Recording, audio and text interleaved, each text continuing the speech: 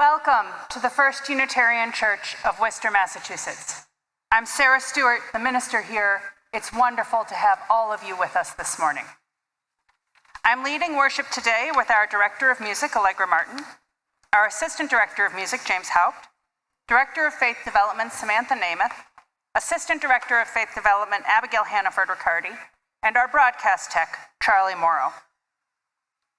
Our musicians today are Jim Kassal on bassoon, who you just heard with James, and Peter Stewart, who will be playing congas with our choir. Our adult choir is also singing this morning. One of their pieces previews part of our Music Sunday, which will be on March 30, so please mark that on your calendars as a special Sunday here at First U. Here at First Unitarian Church, we strive in loving fellowship to honor the sacred, connect with each other, and serve justice. We are a welcoming congregation. Whatever your age, race, class, or nationality, you are welcome here. Single people and families of all kinds are welcome here. LGBTQ folks are welcome here. Those of all physical and mental abilities are welcome here. The doors of this church are open to all, and we are delighted that you are with us today. I welcome those of you who are joining us online. You can like this video to help others find it and subscribe to our channel to find more content. To learn more about everything we do together as a church, you can go to firstunitarian.com and click subscribe to our newsletter at the bottom of any page. And if you're in the Worcester area, I invite you to join us here at 90 Main Street at 10:30 every Sunday for worship and fellowship.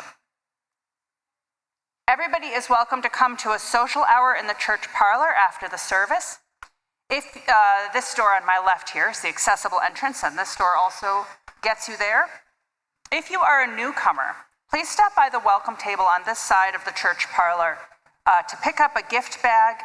You can also sign up for the newsletter there. You can sign up for a name tag, and there will be a volunteer there who will be greeting you and able to answer questions. Who is our welcome table volunteer this morning? It will be Priscilla, so she'll be there to answer any questions you might have. There are announcements in your order of service, and I don't think I have any additional announcements for this morning. This is the day the Lord has made. Let us rejoice and be glad in it. Please join me in our responsive call to worship at number 440 in your gray hymnal, and the words are also appearing on your screen.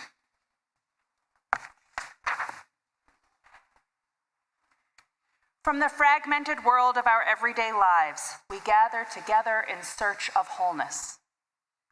By many cares and preoccupations, by diverse and selfish aims, are we separated from one another and divided within ourselves. Yet we know that no branch is utterly severed from the tree of life that sustains us all. We cherish our oneness with those around us and the countless generations that have gone before us. We would hold fast to all of good we inherit, even as we would leave behind us the outworn and the false. We would escape from bondage to the ideas of our own day and from the delusions of our own fancy. Let us labor in hope for the dawning of a new day without hatred, violence, and injustice. Let us nurture the growth in our own lives of the love that has shone in the lives of the greatest of men and women, the rays of whose lamps still illumine our way. In this spirit we gather. In this spirit we pray.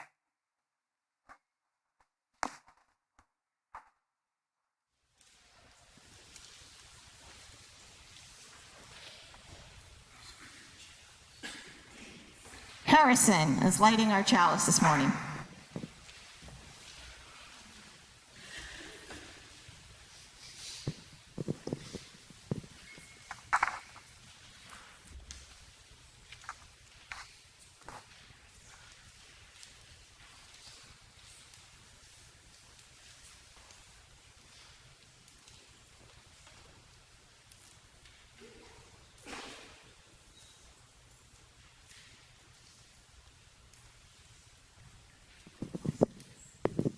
In the spirit of love, we light this chalice.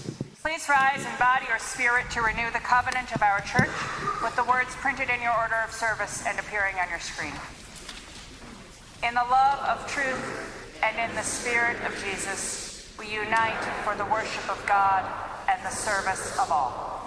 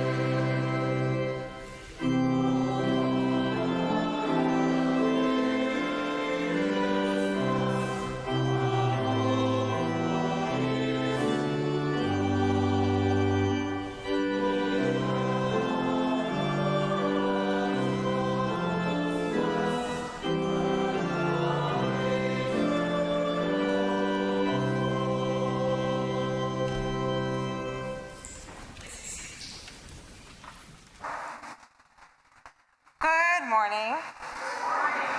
Before today's tale of the day, I wanted to say, yes, I have been emailing all of you about next year's programming quite frequently. And I hope that you have seen it because we have something really great happening. Next year, we're going from a 2-classroom model to a 3-classroom model, which means it's me and Abby. And there's a vacancy. Very exciting.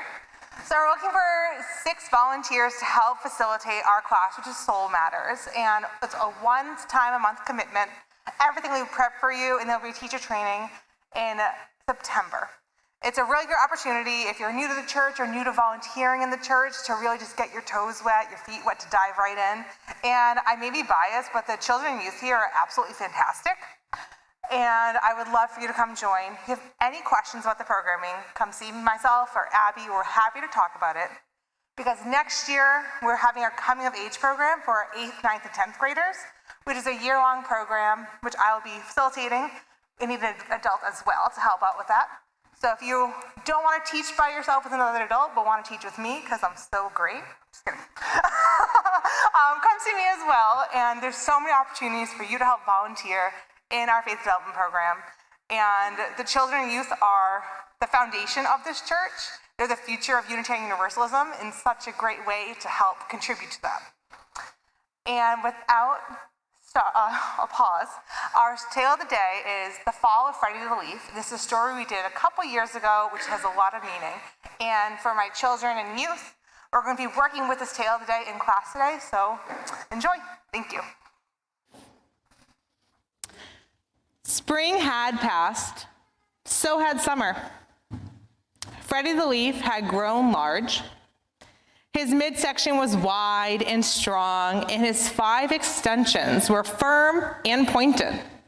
He had first appeared in spring as a small sprout on a rather large branch near the top of a tall tree. Freddie was surrounded by hundreds of other leaves, just like himself, or so it seemed. Almost all at once, the whole tree where Freddie had grown was transformed into a blaze of color. There was hardly a green leaf left. Alfred had turned a deep yellow. Ben had become a bright orange. Claire had become a blazing red. Daniel a deep purple. And Freddie was red and gold and green. How beautiful they all looked. Freddie and his friends had made their tree a rainbow. Why did we turn colors? Freddie asked. When we were all on the same tree. Each of us is different. We've had different experiences. We face the sun differently. We have cast shade differently. Why should we not have different colors? Daniel said matter-of-factly. Daniel told Freddie that this wonderful season was called fall. One day, a very strange thing happened. The same breeze that, in the past, made them dance began to push and pull at their stems, almost as if they were angry. This caused some of the leaves to be torn from their branches and swept up in the wind, tossed about, and dropped softly to the ground. All the leaves became frightened. What's happening? They asked each other in whispers. It's what happens in fall, Daniel told them. It's the time for leaves to change their home. Some people call it to die. Will we all die? Freddie asked. Yes, Daniel answered. Everything dies, no matter how big or small, how weak or strong. We first do our job. We experience the sun and the moon, the wind and the rain. We learn to dance and to laugh, and then we die. I won't die, Freddie said with determination. Will you, Daniel? Yes, answered Daniel. When it is my time. When is that? Asked Freddie. No one knows for sure, Daniel responded. Freddie noticed that the other leaves continued to fall. He thought it must be their time. He saw that some of the leaves lashed back at the wind before they fell. Others simply let go and dropped quietly. Soon the tree was almost bare. I'm afraid to die, Freddie told Daniel. I don't know what's down there. We all fear what we don't know, Freddie. It's natural. Daniel reassured him. Yet, you were not afraid when spring became summer. You were not afraid when summer became fall. They were natural changes. Why should you be afraid of the season of death? Does the tree die too? Freddie asked. Someday. But there is something stronger than the tree. It is life. That lasts forever, and we are all a part of life. Where will we go when we die? No one knows for sure, and that is the great mystery. Will we return in the spring? We may not, but life will. Then what has been the reason for all of this? Freddie continued to question. Why were we here at all if we were only to fall and to die? Daniel answered in his matter-of-fact way, it's been about the sun and the moon. It's been about the happy times together. It's been about the shade in the old people, in the children. It's been about the colors in the fall. It's been about seasons. Isn't that enough? That afternoon, in the golden light of dusk, Daniel let go. He fell effortlessly. He seemed to smile peacefully as he fell. "Goodbye for now, Freddie," he said.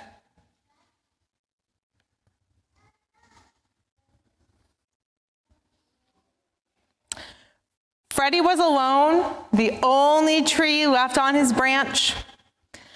The first snow fell the following morning. It was soft and white and gentle, but it was bitter cold.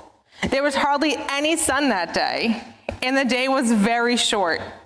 Freddie found himself losing his color, becoming brittle. It was constantly cold, and the snow weighed heavily upon him. At dawn, the wind came that took Freddie from his branch. It didn't hurt at all.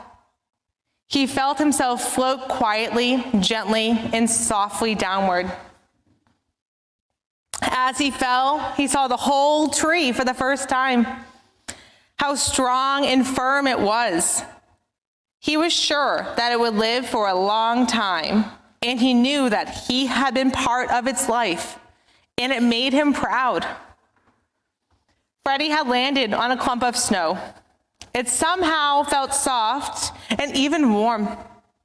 In this new position, he was more comfortable than he had ever been. He closed his eyes and he fell asleep. He did not know that spring would follow winter and that the snow would melt into water. He did not know that what appeared to be his useless dried self would join with the water and serve to make the tree stronger. Most of all, he did not know that there, asleep in the tree and the ground, were already plans for new leaves in the spring. Thank you.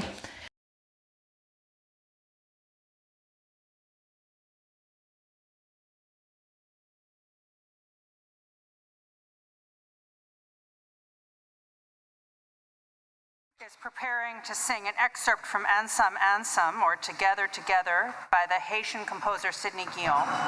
This will be part of our Music Sunday on the 30th. And here's the translation of what they'll be singing. They'll be singing in Haitian Creole, and here's the English. In love and in peace, let's make life more beautiful. With honor and respect, all together, let's work for peace. Without gates, without borders, all together, let's make life more beautiful. Who are we singing for? For all those who fought to make our lives better. For all those who fight so that love can prevail. So that the flag of freedom can continue to float. So that the banners of justice can be spread around the world. It's for them that we sing. Let's keep on singing. Hats off. It's our turn. Let's make our lives more beautiful. No, no, no, do not let hatred steal our hopes. With perseverance, we will gain victory. We must not let hatred steal our hopes. Step by step, hand in hand, for a better tomorrow. How so? All together.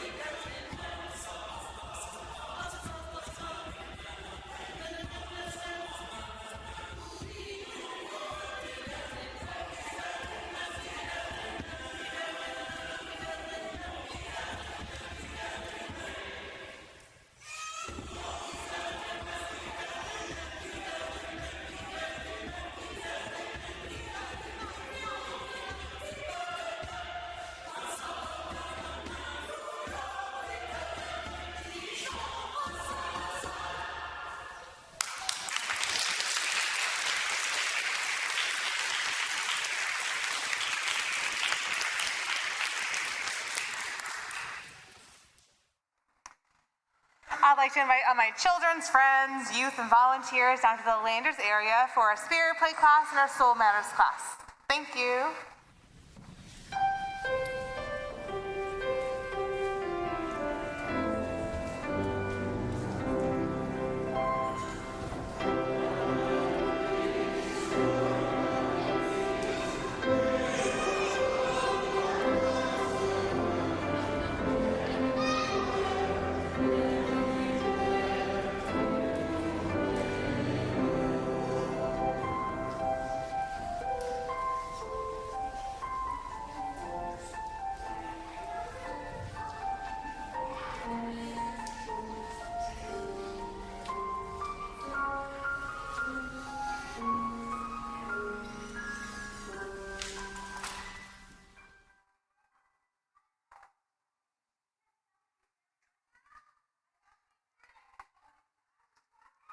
Please join me in the common prayer printed in your order of service and appearing on your screen. Spirit of life, give us this day. Help us live this day grounded in our values and connected to a source of goodness. On this day, give us what we need, and out of that fullness, guide us to give to others, receiving love in return. Amen. Please continue your own thoughts and prayers in silence.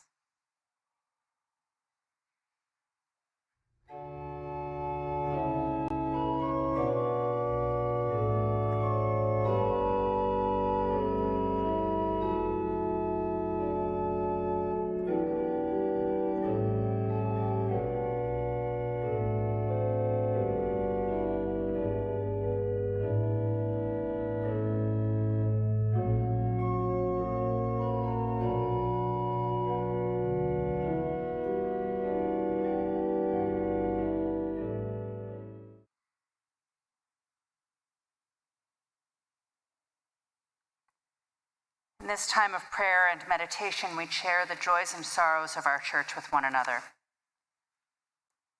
Abigail and Ken Hannaford Riccardi light a candle in memory of Abby's mother, Pauline Tinker Hannaford, who died on March 2nd at the age of 93. Abby was able to be with her during her last days and again last Sunday to lay her to rest. May her memory be forever a blessing.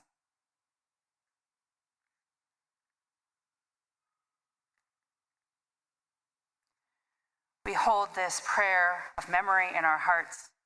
We know there are those joys and sorrows which go unspoken among us, and so we reach out to one another in compassion as we say together the prayer of Jesus. Our Father, who art in heaven, hallowed be thy name. Thy kingdom come, thy will be done on earth as it is in heaven. Give us this day our daily bread, and forgive us our trespasses as we forgive those who trespass against us. And lead us not into temptation, but deliver us from evil. For thine is the kingdom, and the power, and the glory, forever and ever. Amen. Our ministries at First Unitarian Church thrive because of your support. In the past few weeks, our 8th through 10th grade students have continued their learning about human sexuality in our Whole Lives class. Volunteers in our prison ministry mentored students in the College Behind Bars program in state prisons. And the First U Outing Club explored the Cascades in Worcester. The ushers will receive this morning's offering, or you may scan the QR code in the order of service, or which will appear on your screen. Everything we do as a church is thanks to your support. I invite your generous contributions for the good work of First Unitarian Church.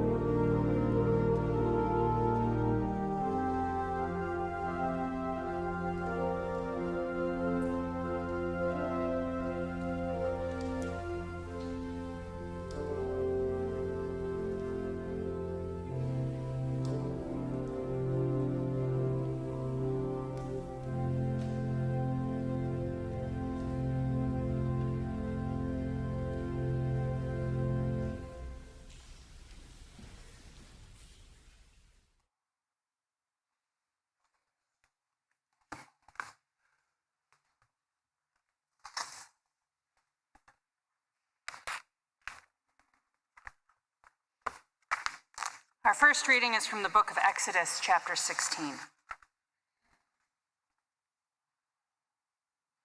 The Lord spoke to Moses and said, I have heard the complaining of the Israelites in the wilderness. Say to them, at twilight you shall eat meat, and in the morning you shall have your fill of bread. Then you shall know that I am the Lord your God. In the evening, quails came up and covered the camp. And in the morning, there was a layer of dew around the camp.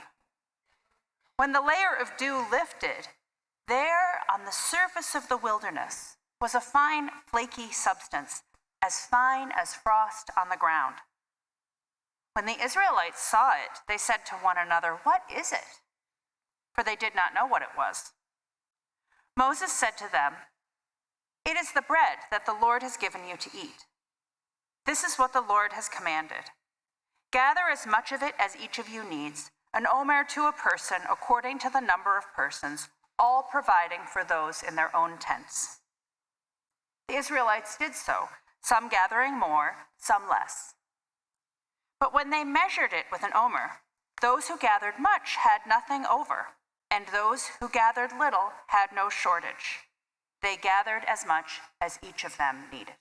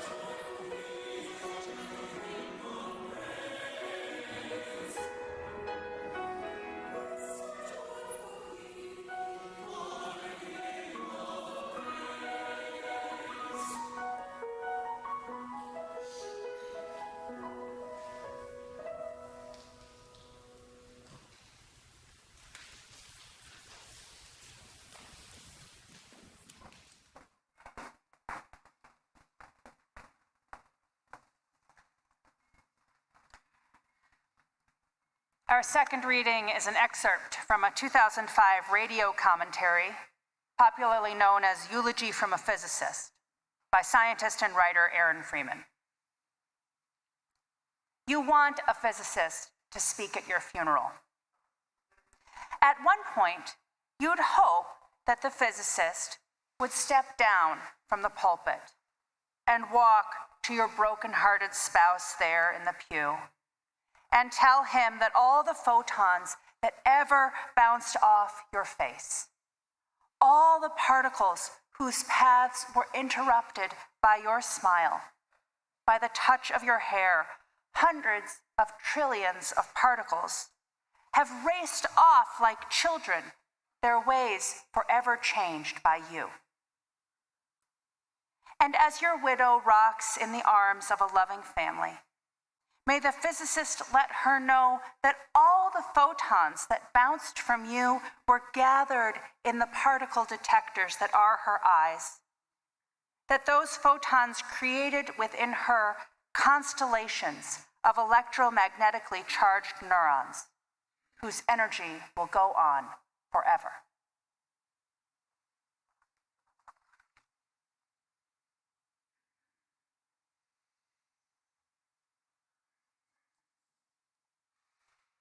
What is the span of a human life?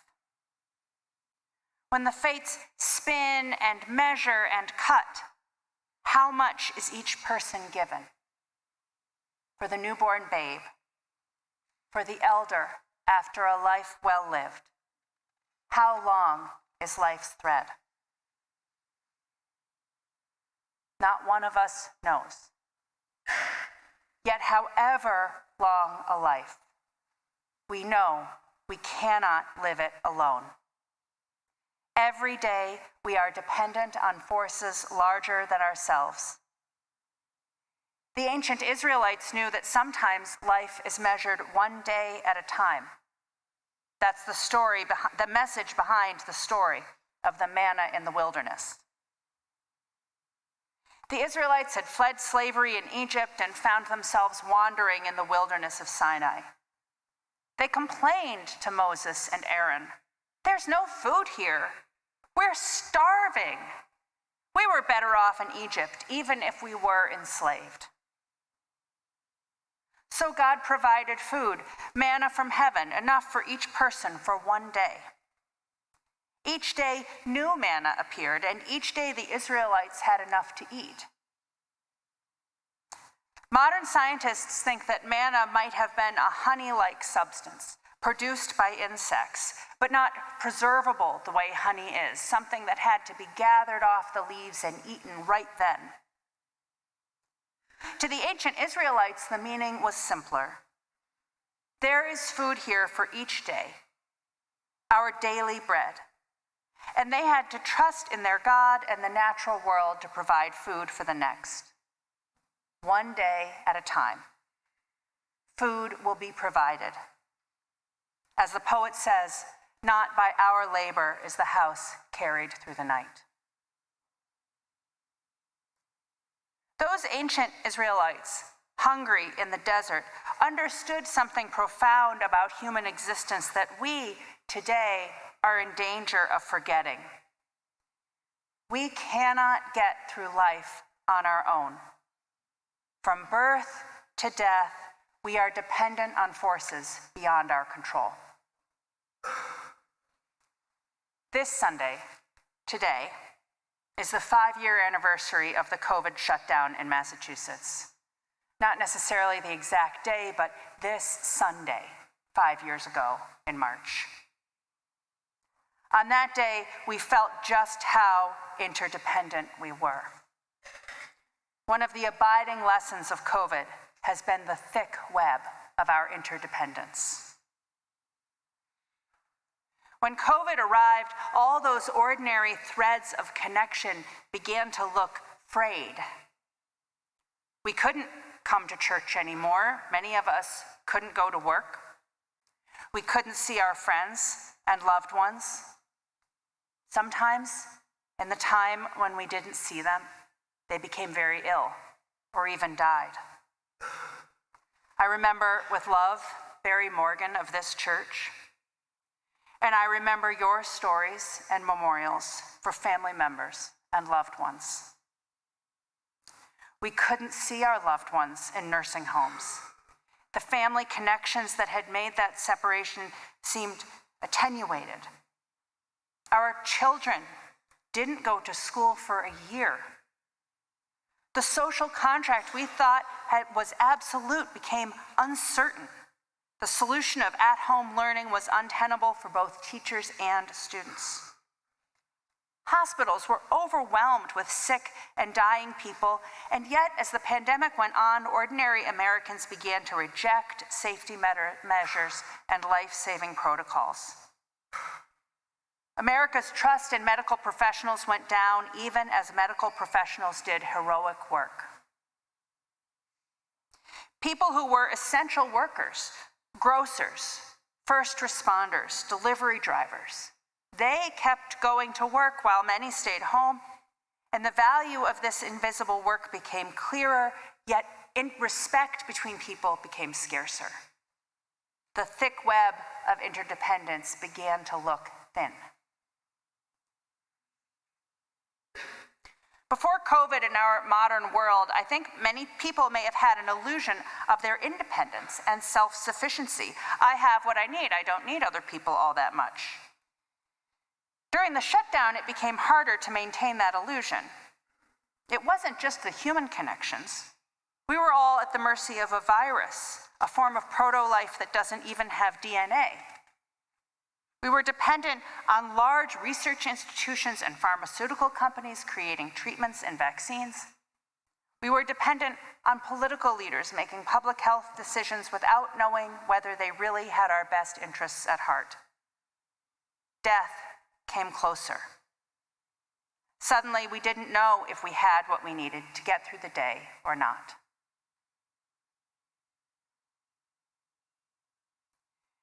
During COVID, we realized that we were dependent on one another. We need people, we learned in our isolation. We need love and care. We need service and help. We need the opportunity to be of service to others. We're not self-sufficient, even if that would sometimes be easier. We need one another. I think of a lesson from a different epidemic, from the height of the HIV/AIDS epidemic in the 1990s.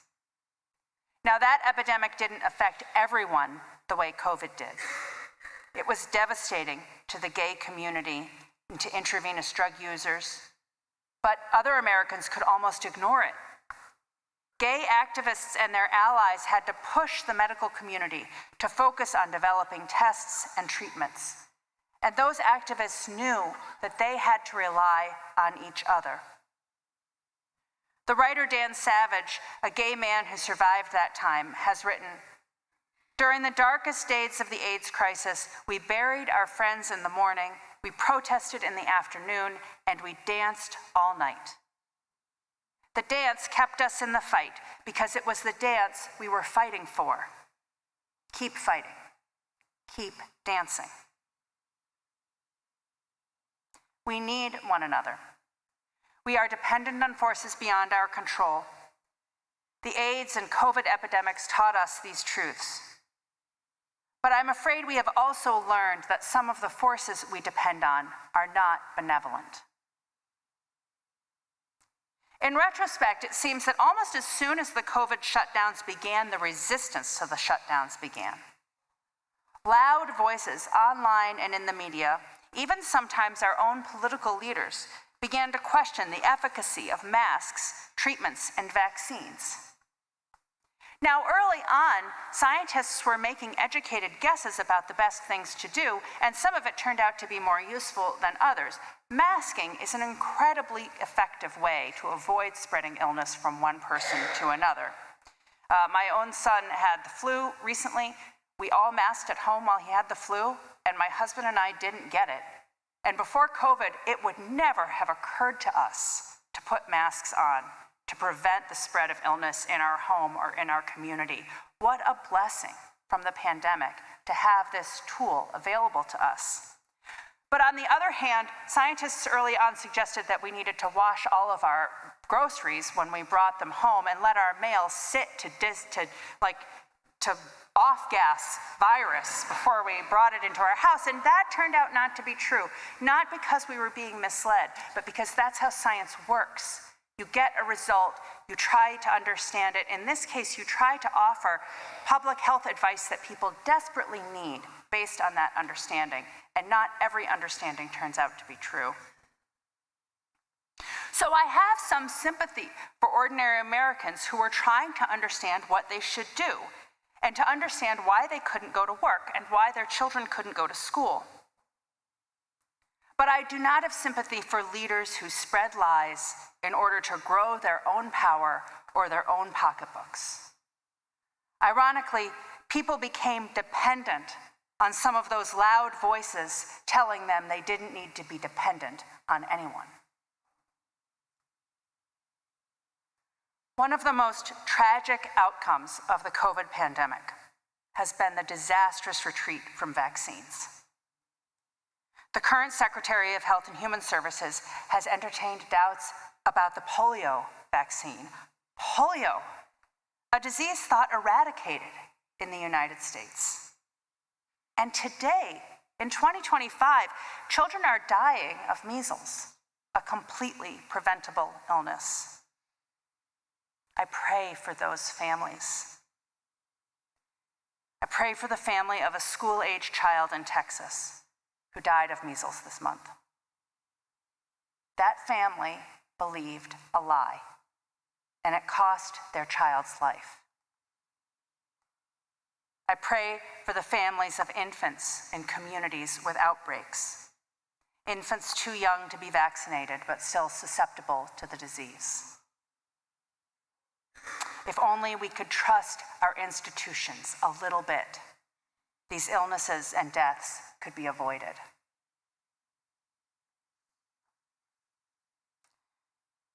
Medical science has a history of triumph over the last century. The length of life's thread increased by 26 years between 1900 and 1950 because of public health, hygiene, antibiotics, and vaccines. Science overcame illnesses that killed people: polio, tuberculosis, typhoid fever, many bacterial infections. People learned to trust the doctors and scientists who helped their children survive. 1 million Americans died of COVID, but without the vaccines and treatments, it would have been many, many more. A fragile web of public health and trust holds our lives together. We mourn for the pandemic, but we mourn again right now because some families in America would rather reject dependency in all its forms. Dependency on science, on medicine, on institutions, on bureaucracy, on things that can be irritating but still save lives. Dependency on things larger than themselves, on each other, on forces they don't understand, in favor of dependence on forces peddling lies. America is founded on the idea that independence is freedom, but absolute independence is death. We cannot get through life alone. This truth moves out from ourselves and our families in waves. We need each other in our households and our families. We need our communities and our neighborhoods. We need a well-run democracy and a functioning market. We need forces of peace to overcome forces of war. And we need the earth itself, its plant and animal life, its oceans and trees and winds and stones, because the earth is where our manna comes from. It is our ultimate dependency.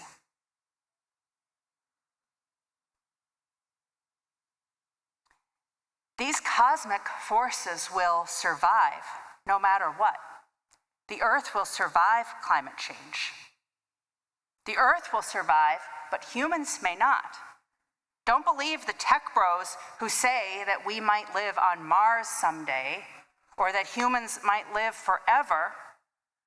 Each of us gets the days we are given, and those days depend on this planet. Like it or not, we are here on this world together.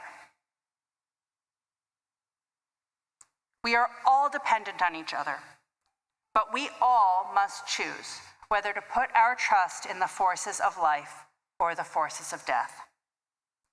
The forces of death masquerade as the forces of life, which makes the choice difficult. The more we build honest human community, the more we get to know each other in real life and across the differences that separate us, the stronger our interdependent web becomes. The more we build trust between one another, the more we can extend that trust out to the human and cosmic forces on which we must depend. My faith, my life in human community, and my faith in a loving God has taught me that we need not fear. We are wonderfully dependent on each other. In that network of mutuality, as Dr. King called it, we need not fear death. Yes, our day is short, and no, we don't know how short it will be. But ultimately, we are never alone. For 11 years before I came to this church, I served a church in New Hampshire. And I had a beloved parishioner in that church who died of a rare blood disorder. The nature of her disease meant that she knew about a year ahead of time that she was dying. She was one of those people who knew everyone and made friends everywhere she went. She was always curious about other people, to the point sometimes of being overly involved in their business, even though she was a lifelong Yankee. But she was at the same time kind and helpful. She co-chaired the church's caring committee, and she was very good at it because she always knew what was going on with people and what they might need. Before she died, she spent over a month in the hospital, an hour away from our community, and every single day, someone from the church visited her. That was the community of interdependence that she had helped to create. When she and I met to pre-plan her memorial service, something I will do with any of you, by the way, she talked about her life spent in central New Hampshire, her adventures RVing with her husband, her beloved daughter and her grandchildren, her volunteer work, and her garden. She talked about her love of working in the dirt in the short New Hampshire summer. She said, "Sarah, when I die, don't say I went to heaven. Tell them I'm compost. It's what we all are in the end. Compost. Every molecule, the energy in every atom in our bodies once belonged to something else. While we're here, we need one another. And when we're done with this life, our energy and molecules will go back to the substance of the universe. We will never be lost, and we will never be alone. We will always be part of something bigger. While we are alive, we don't need to deny our deaths or run from them. We don't need to pretend we can do it all on our own. If we try to pretend we are all powerful, we may only die sooner. We are here together on this planet, living the day we are given. Let us learn to recognize all the ways in which we need one another and give each other all the love we can. I love you all. Amen. Our closing hymn is number 15 in your gray hymnals, The Lone Wild Bird. Please rise in body or spirit to sing.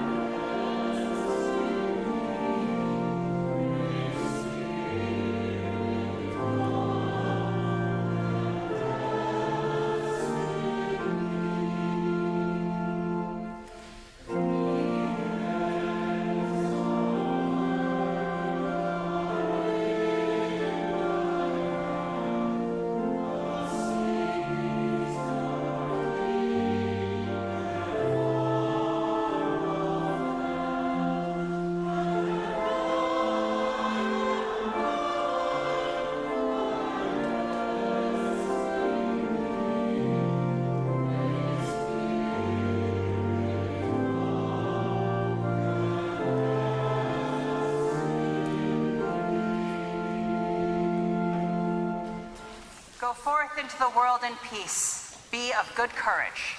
Hold fast that which is good. Render to no one evil for evil.